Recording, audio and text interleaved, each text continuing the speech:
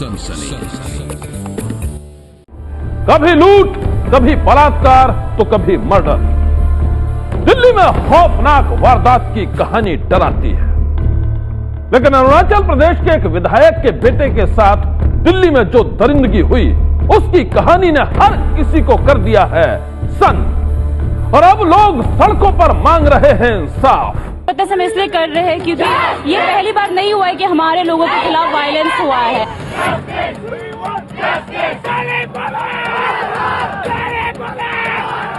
नर हो या नारी, इंडिया हमसे भारत माँ के बच्चे हैं और हमारे नॉर्थ ईस्ट के लोगों को इस तरह की हरकत, इस तरह की भेदभाव करते हैं, इसलिए हम इस तरह की नहीं होना चाहिए दिल्ली में। 18 साल के बच्चे को इतना मारा गया कि उसका मौत हो गया just for colouring the hair. Oh my god, even I have coloured the hair, will they kill me? No.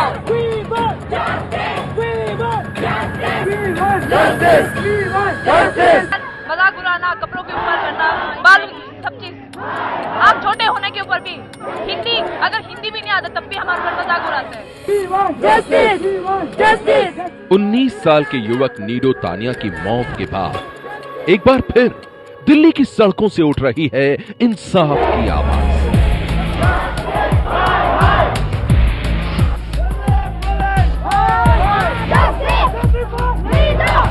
एक बार फिर सबके सामने है वही सुलगता हुआ सवाल, ये दिल्ली दिल वालों की है या फिर नफरत करने वालों की?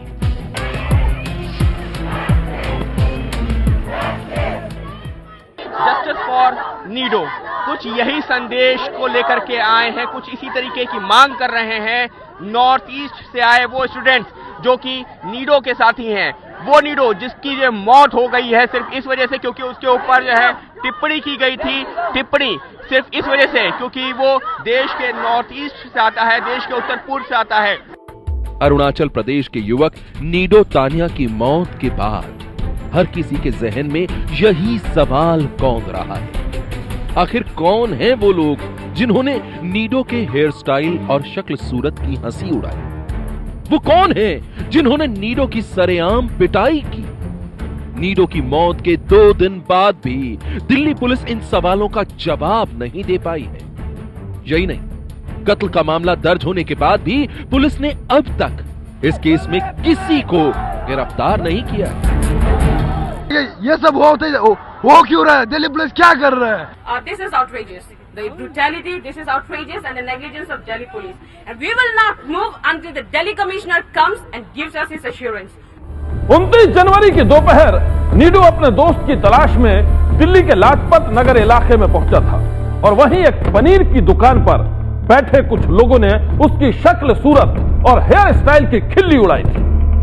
आरोप है कि दुकान पर मौजूद कुछ लोगों ने नीडो की बेरहमी से पिटाई की और इसके बाद नीडो 24 घंटे भी जिंदा नहीं बच पाया। सवाल है कि क्या नीडो की मौत उसकी पिटाई की वजह से हुई? दिल्ली के लाजपत नगर इलाके में ये वही राजस्थान पनीर भंडार नाम की दुकान है जहां 29 जनवरी की दोपहर नीडो तानिया अपने दोस्त की तलाश में पहुंचा था। नीडो ने यहां दोस्त के बताए पते के बारे में पूछताछ की थी। आरोप है कि इस दौरान दुकान पर मौजूद कुछ लोगों ने नीडो के हेयर स्टाइल की हंसी उड़ाई। इस टीका टिप्पणी पर नीडो को भी गुस्सा आया और बात इतनी बढ़ गई कि झगड़े में दुकान का एक शीशा टूट गया और मौके पर पुलिस तक पहुंच गई। पुलिस ने सुलह के नाम पर नीडो से दुकानदार को 10,000 रुपए भी दिलवा दिए। आरोप है कि सुलह सफाई के बाद नीडो दोबारा जब इस दुकान के पास से गुजरा तो कुछ लोगों ने उस पर डंडे और रॉड से हमला कर दिया, उसे बेरहमी से पीटना शुरू कर दिया। थाना पे उन्होंने 10,000 फाइन भी दी और after case was settle police ने उनको फिर सेम जगह सेम स्पॉट पे छोड़ दी। जब वहाँ छोड़ दे तो उन लड़कों ने जो मारा था मेरे कजिन को, लोग फिर दोबारा मारा उसको वही रास्ता पकड़ना पड़ा जहाँ पे लड़ाई हुई थी। तो इस बीच फिर शॉपकीपर ने उनको पकड़ लिया, फिर दोबारा पिटाई हुआ, तो ये 2 बार पिटाई हुआ। नीडो के करीबियों के मुताबिक पिटाई से जख्मी नीडो ने 29 जनवरी की रात पेन किलर ली थी ताकि दर्द से आराम मिल सके और उसके बाद जब वो अपने बिस्तर पर सोया तो फिर नहीं उठा। 30 जनवरी को उसे जब एम्स लाया गया तो उसकी मौत हो चुकी थी। सवाल है कि नीडो की मौत पिटाई की चोट से हुई या फिर उसकी मौत की वजह कुछ और है। पोस्टमार्टम में कुछ इंजरीज वगैरह इतना नहीं है, ऑपरेशंस वगैरह था। इसके अलावा इंटरनली विसरा में कुछ चेंजेस वगैरह है, इसके वजह से विसरा प्रिजर्व कर रखा है। वो विसरा का केमिकल एनालिसिस रिपोर्ट एक्सपेडिट की जा रही है। नीडो की मौत के बाद पुलिस ने उसके कत्ल का मामला दर्ज कर लिया था। पुलिस ने कुछ लोगों से पूछताछ भी की, लेकिन हैरानी की बात है कि कत्ल के इस केस में पुलिस ने अभी तक किसी को गिरफ्तार नहीं किया। यही नहीं, दिल्ली पुलिस ये भी नहीं मान रही है कि यह मामला नस्ल भेदी या नफरत का है। देखिए, जो तफ्तीश अभी तक हुई है उसके बेसिस पे हम ये कह सकते हैं कि हेट क्राइम नहीं है। दोनों में झगड़ा हुआ है, झगड़े के अंदर में जो है कि बाद में जो है इनका जो इसमें चोट अगर कोई आई है तो झगड़े में आई है। हालांकि नीडो की मौत की जांच में दिल्ली पुलिस अब तक किसी ठोस नतीजे पर नहीं पहुंची, लेकिन आरोप है कि लाजपत नगर में नीडो पर न सिर्फ नस्ल भेदी टिप्पणी की गई बल्कि उसे बेरहमी से पीटा भी गया और अंदरूनी चोट की वजह से वो 24 घंटे भी जिंदा नहीं बच पाया। नीडो की मौत से दिल्ली में रहने वाले पूर्वोत्तर भारत के लोग बेहद गुस्से में हैं।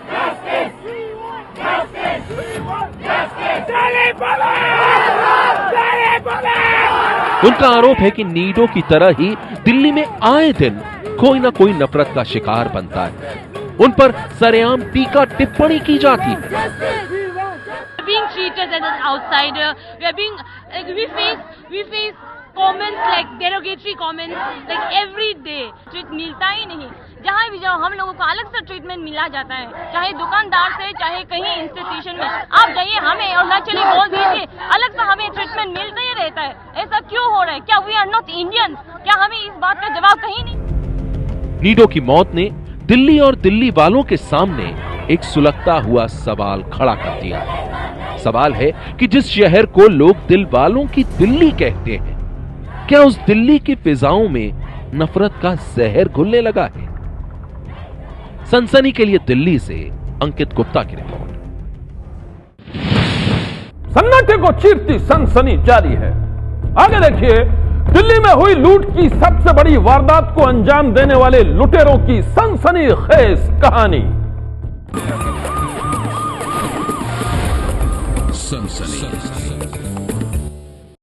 दिल्ली में सबसे बड़ी लूट की कहानी का रहस्य गहराता जा रहा है। जैसे जैसे पुलिस की जांच आगे बढ़ रही है, कई चौंकाने वाली जानकारियां सामने आ रही हैं।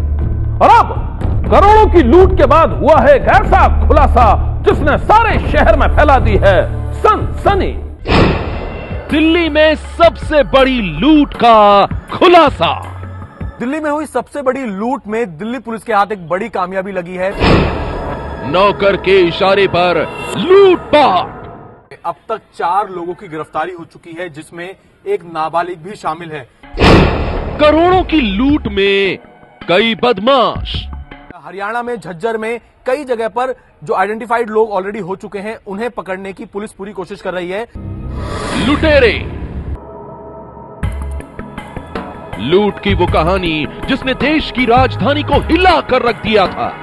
दिल्ली में दिन दहाड़े करोड़ों की लूटपाट के बाद लुटेरे गायब थे और पुलिस उनकी तलाश में खाक छान रही थी, एक एक कड़ियों को जोड़ रही थी। और अब तमाम कड़ियों को जोड़ने के बाद पुलिस के हवाले से जो खबर आई है, उसने दिल्ली में हुई सबसे बड़ी लूट का खुलासा कर दिया है। पुलिस ने इस मामले में 3 कुख्यात बदमाशों समेत एक नाबालिग नौकर को गिरफ्तार किया है। पकड़े गए बदमाशों के नाम प्रवीण, टिंकू और भानु है। सबसे हैरानी की बात तो यह है कि इस पूरे लूटकांड का सूत्रधार वही नाबालिग नौकर है और उसी के इशारे पर बदमाशों ने की थी करोड़ों की लूटपाट।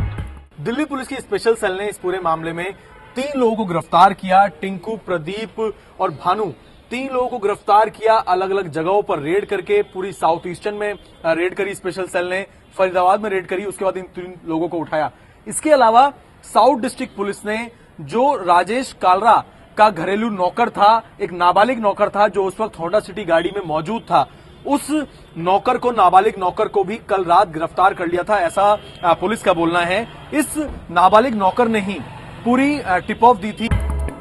पुलिस सूत्रों के मुताबिक 8 करोड़ से भी ज्यादा की लूटपाट में लूट के शिकार बने पूर्व बुकी राजेश कालरा ने 2 महीने पहले ही नाबालिग नौकर को अपने घर में काम पर रखा था।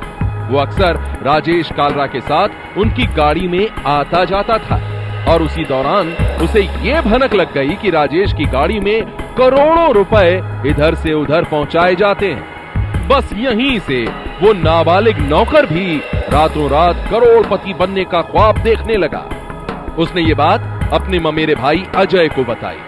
गुनाह की दुनिया से वास्ता रखने वाले अजय को जैसे ही ये बात मालूम हुई, उसने लूट की प्लानिंग शुरू कर दी। अजय ने अपनी साजिश में अपने एक रिश्तेदार शक्ति को शामिल किया। चोरी के कई मामलों में जेल जा चुके शक्ति ने साजिश को अंजाम देने के लिए दिल्ली के कुख्यात गैंगस्टर और अपने खास दोस्त प्रदीप को तैयार किया और फिर प्रदीप ने अपने साथियों के साथ मिलकर लूट का पूरा खाका तैयार कर लिया। 24 जनवरी को सभी बदमाशों ने पहले पूरे इलाके की रेकी की और उसके बाद 28 जनवरी को लूट की वारदात को अंजाम दे दिया। सनसनी के लिए दिल्ली से अभय पराशर की रिपोर्ट।